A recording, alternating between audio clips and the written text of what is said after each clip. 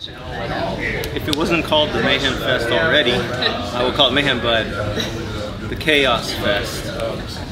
Chaos of fun. Yeah, it's pretty, hence the name, it fits it perfectly, because you got all these different bands from Texas hippie to my new favorites, Ignore. I'm a fan of them now. I just discovered them on this tour. I'm a new fan of Islanders. I mean, like, we got to meet a lot of new people when there's bands we've been on tour with, like Avenged and Alexander. Yeah, and we've been on the road with them, so we kind of know them. They're buds, and it's just cool to see everyone like, come on, Ice-T's out on this. It's like, that's nuts. It's got to be like rock and roll summer camp. Yeah, it is. Rockstar energy drink. Ching. No, really, like, it's the fans and the music keeps us young, I think, you know? I mean, just staying creative and getting to perform the songs that we create in front of a live audience is really cool. Because still what we do at the end, you know, when we're out here on the road is, well, it's a performance art, really, you know? And we're still like so, it's, you know, you think as you get older, we're just more experienced and we played a crap load more shows, but we're still as like eager to get out there every night. You know, we might be a little bit more tired, but we're like the energy on stage and the fans give us stuff back, and playing, like you said, like playing our new single Hater, the Paradigm Shift live world tour edition that's out right now. We love. Thank you for doing that. We love, you know, it's awesome because the Korn catalog, how many, 120 songs? Oh man, or so? At least. Yeah. So it's like to pick from that. Monk's really good at picking the set list. People get mad at me. How come you guys don't play? Oh, wait. Anyway, yeah, it's a vast catalog of songs that you have to squish into an hour's worth of time, and it becomes. And I always try to, like, what we're doing up there is trying to recreate a recording as close as the actual recording as possible. Yeah. And you get a lot of, that's the great thing about live, because you never know what you're gonna get. It's gonna come close. Yeah. Hopefully. And I think we're such in a great place in our lives right now. Everyone's focused on music and their family. And we're just like, it's a freight train right now. We're in a really good spot, I think. Yeah. I kind of feel like we've, you know, I remember when somebody told me we really should buy the domain name Korn.com. I was like, what? Are you speaking Chinese?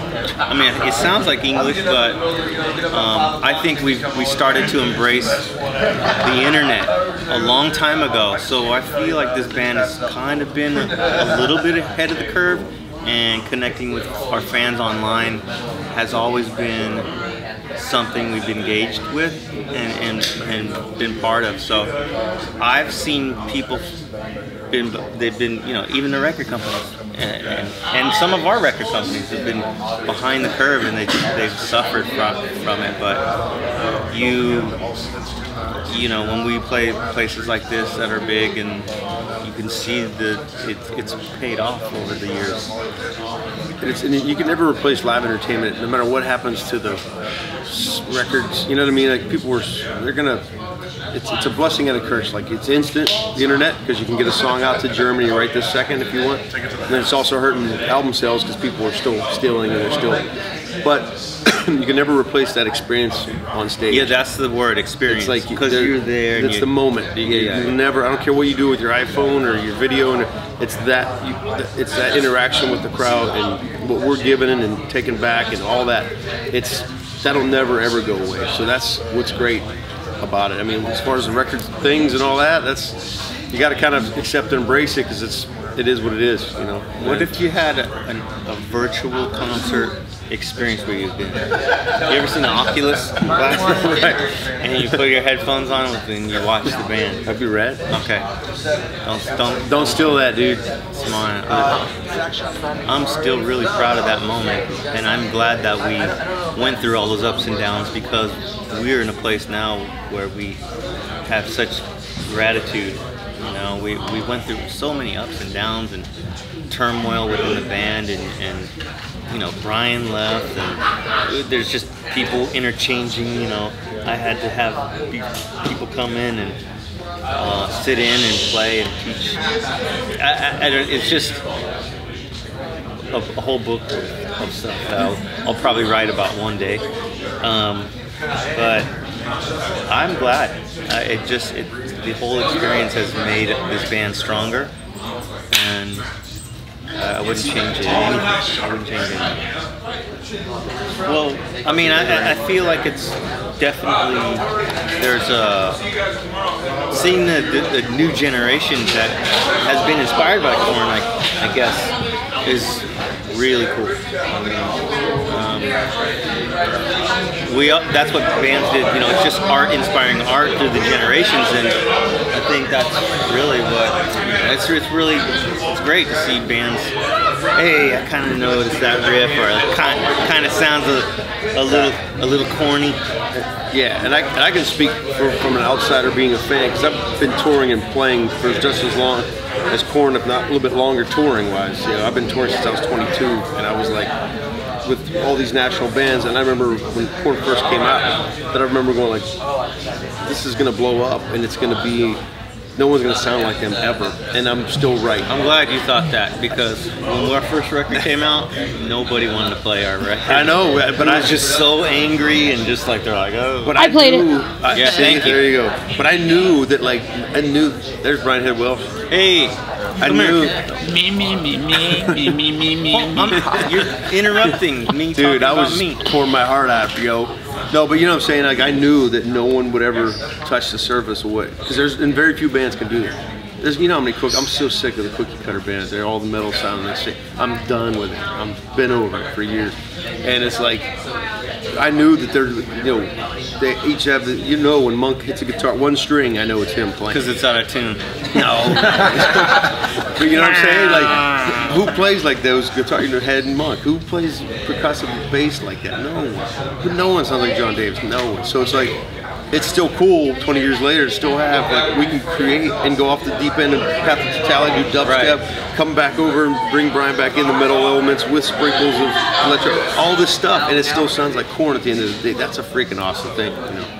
But it's about taking those chances and going out on a limb, and you know, and you know, you'll hear lots of bands say this, and probably today, that, you know, every album you want your chance to reinvent what you do, but for us, I really feel like we've gone like out on a fucking plank. Because sometimes there's no turning back. You have to commit to it, and it's like, I don't know, and just like kind of let go and see. I bring this up a lot, but like the bands, like some of my favorite bands, Maiden, AC/DC, and it's like you kind of know what their new record's gonna sound like. It's gonna sound a lot like the other ones, and that's great because the fans expect it, they know it, and that's their formula. Hey, don't touch it. But it's cool when, like, John brings, you know, these different ideas up, or Monk has and we go like, whoa, all right. And like you said, we kind of step back for a sec, but then once we embrace it and we all get our heads around it, it's a pretty fierce thing, you know, it's pretty powerful. We're on a country record next one. No, easy. It would have to be Johnny Cash covers. Yeah. You always get that. I mean, you're always gonna piss somebody off. You're always gonna gain new fans. That's the mentality. We gained a bunch of newer fans because they were all into this glow stick dubstep thing, and then you're always ticking off diehard. To me, that's cool, and I always just thought it was like, oh, it's just my chance to really take a step into like an industrial metal, sort of a new wave of industrial metal. I felt like. Because I'm a huge Nine Inch Nails fan, Ministry. I love what the Prodigy's been doing for 20 years, and to have something like that, that was my opportunity, sort of, on that record. Yes. This duo band out right now. They've been around for a while. They're from South Africa. They're called Diane Hort. And I think it would be a really great experience for people to see what they do. They're from another part of the world, and they sound like they're from another part of the universe. And their look is really cool, and I think they would fit right in with what we do. And I think our fans would get it. I really do. I think it would be completely left field. And, like, him and I were in the car on the way here, Ed and I, and we're talking about how we really want to keep the melodic element of what we captured on the last record, but really expand the, like, heavy riffs and get a bit dirtier, get our hands dirty, and maybe a little longer songs, longer intros, a little more math rock. Not so prog rocky, but a little more Down with that. Slower tempo grooves that are a little 7/8, 3/4 timings and stuff like this. Heck yeah. We're allowed to say that yet? We're not allowed to say that. We're not allowed to say that, but we do have a big tour. There's some big things coming up in the works for the fall, and as soon as we can For the U.S.? for the U.S. And then we have actually at the end of this we have 3 shows. One, a new festival called Rockenheim, and a festival in Russia called Cubana Festival. Cubana, and then a festival in Budapest called the Buddha Festival. Budapest. We'll just sit around and we're silent. I don't know what that one's called. But It's called the Zeitgeist. We did Cabana 2 years ago and it was out of control. So it's like those things are crazy over there. Off the hook. Yeah. The girl coming tonight this is her 52nd Korn concert. Wow. There you go. Dude, like what? This year. Yeah. Just in Jersey. It feels really good. I think at some point we have to start branching internationally, and we have, like I told you about the festivals in Europe and stuff, but I think we're gonna have to start breaking it up into US, Asia, Australia, Europe. We actually recently played in India. Yeah, that was Which it was a couple years ago? incredible. Yeah, 2 years now. 2 years ago. There's still places, fans write us, Yeah. Korn.com, We were in Siberia this year, an hour above Mongolia. Like, not many bands go over that way. So when I first got in this band, we did, Dubai to South Africa. We did Johannesburg and Cape Town, which were amazing. So there's a lot of spectrums we cover. It's just a matter of getting back there and working it out. It's all management too. They try to see where we've been and where we haven't, but it's awesome that people keep coming and coming. It's like they're lifers, Some of the diehard Korn fans are like, it's kind of scary how powerful it can be, how in it they are, We get a lot of artwork, and that people spend lots of hours on. I'm telling you, 1,000 hours on drawings and paintings and stuff. Yeah, we have a lot of that stuff.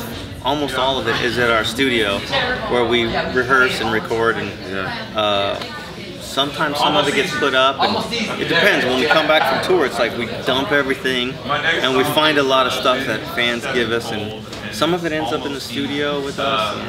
And, a lot of them have stories behind.